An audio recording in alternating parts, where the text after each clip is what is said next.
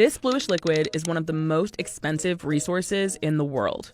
No, it's not the blue milk from Star Wars. It's actually blood from a horseshoe crab. And the stuff this blood makes costs $60,000 a gallon. So why is it so expensive? And who's buying horseshoe crab blood? The blue color comes from copper in the blood. But that's not its most interesting feature. The blood contains a special clotting agent. It's used to make a concoction called limulus amoebocyte lysate, or LAL. Before LAL, scientists had no easy way of knowing whether a vaccine or medical tool was contaminated with bacteria, like E. coli or Salmonella. Scientists would inject vaccines into huge numbers of rabbits and then basically wait for symptoms to show up. But when LAL was approved for use in 1970, it changed everything. Drop a minuscule amount of it onto a medical device or vaccine, and the LAL will encase any gram-negative bacteria in a jelly cocoon. While it can't kill the bacteria, the jelly seal is like a fire alarm, alerting us to the presence of what could become a potentially lethal infection and prevent it from spreading. Each year, the medical industry catches around 600,000 horseshoe crabs. The crabs are drained of 30% of their blood, and up to 30% of the crabs don't live through the process.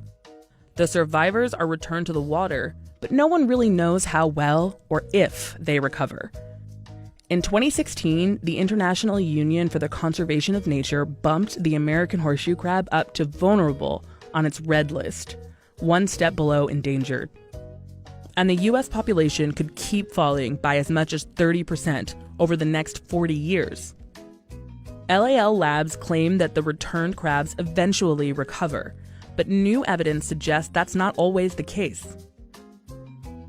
Wynne Watson is trying to figure out what happens to the crabs when they're put back in the sea. So the most immediate negative effect is mortality.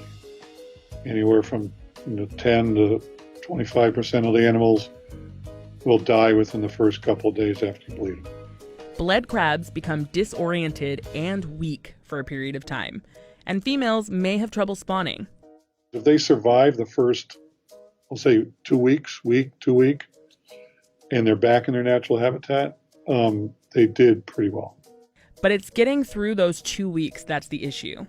Based on our data and others, I think that you need to treat them a little. If you're going to get increase your survival rate, right, you need to treat them better.